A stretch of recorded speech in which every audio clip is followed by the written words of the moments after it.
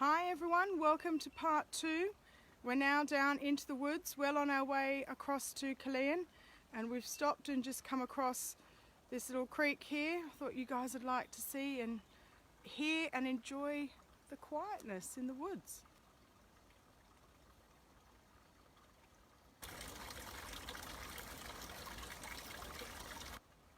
Okay, next off on our walk we're going to head up this little hill. It's getting a little bit muddy. We've had a little bit of rain overnight. There's Jonathan leading the way. The kids have already run on ahead. They're excited. They know this part of the woods well and they know this walk well. We've done this before. But we thought we'd stop and share with everyone some of the badger sets that we've come across. So up in here, at the base of that tree where the roots are, see if I can get up closer without sliding back down the hill. There we go. Nala always likes to have a really good sniff around here, so we know that these are active, that there are badgers living in them at the moment. But it's right on the fence line. I think that backs onto some neighbours, whereas this is the part of the reserve. Oh, here comes Sabrina. Mum, there's some ginormous badger holes. Come and see, there's loads. Okay, there we go guys. Now you know where we're going, off to the other badger holes, because there are loads.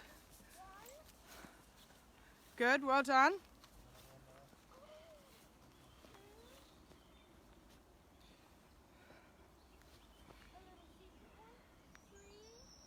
So here's our badger tour guide.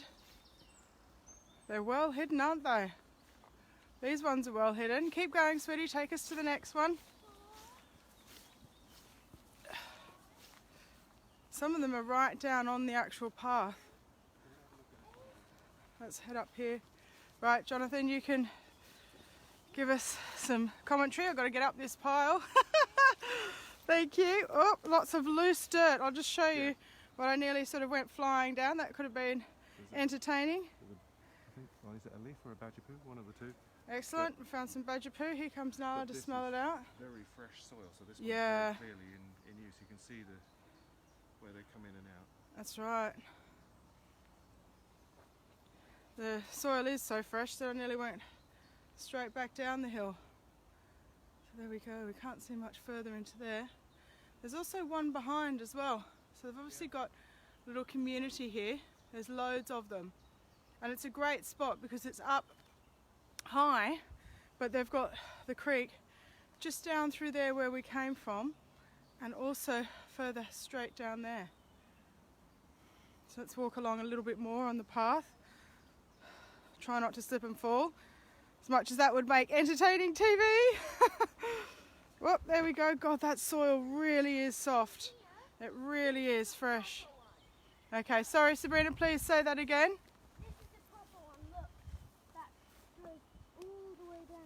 Have you seen any evidence of the badgers that they've been out or active around here? Well, I'm pretty sure that they'd be... Nothing except the paw print here. Very faint. You sure?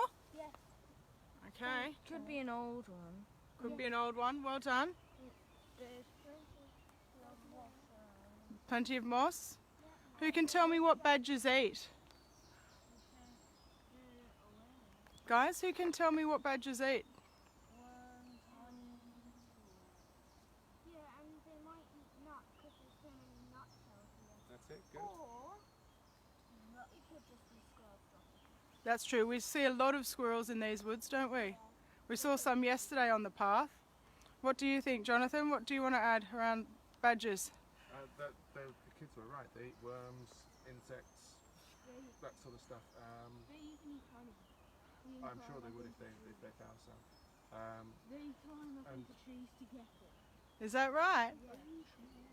We watched it in Wales, Land of the Wild. Oh, okay. There you go then. There you go. So the documentaries we've been watching have come in handy. We watched Wales, Land of the Wild, and Gaius has just shared that in that documentary the badgers would climb up the trees to get the honey, eat the honey.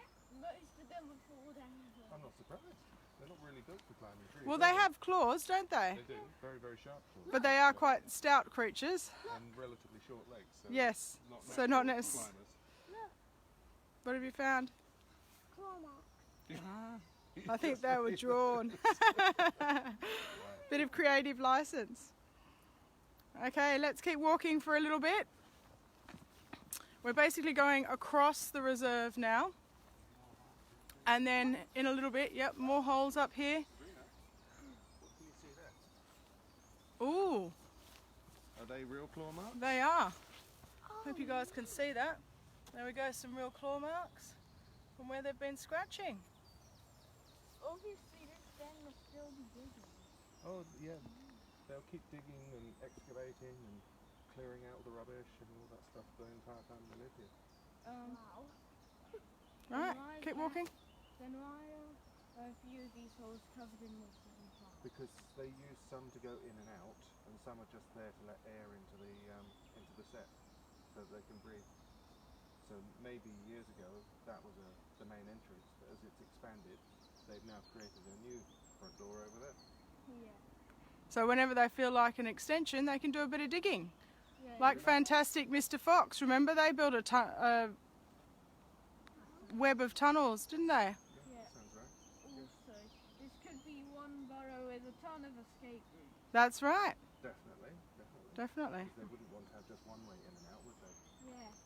Then a fox looks up and pretends the name. Oh, looks like Nala's smelt something.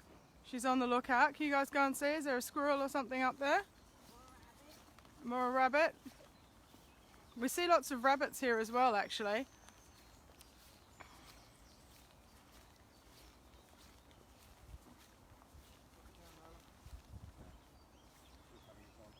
Just having us on. She hasn't found anything. Okay. Probably just some bad. Right, I'm going to pan around so you guys can see down into the woods. Beautiful and green. Although Heather in front of me, these are the buds from the bluebells. The bluebells have gone. Their season is finished. But we've got these all over the woods now, waiting for next season. It's just like a carpet. So from now we've got lots of green. There are a few beautiful little flowers popping up. We're going to start to be on the lookout now for the blackberries. So looking for good spots for the blackberry bushes so we can go foraging and fill our bags and fill the freezer for smoothies, puddings. We love to make crumble. Kids love crumble.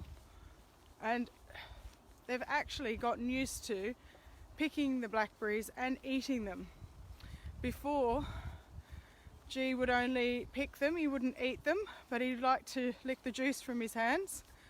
But now, over time, he's gotten used to it.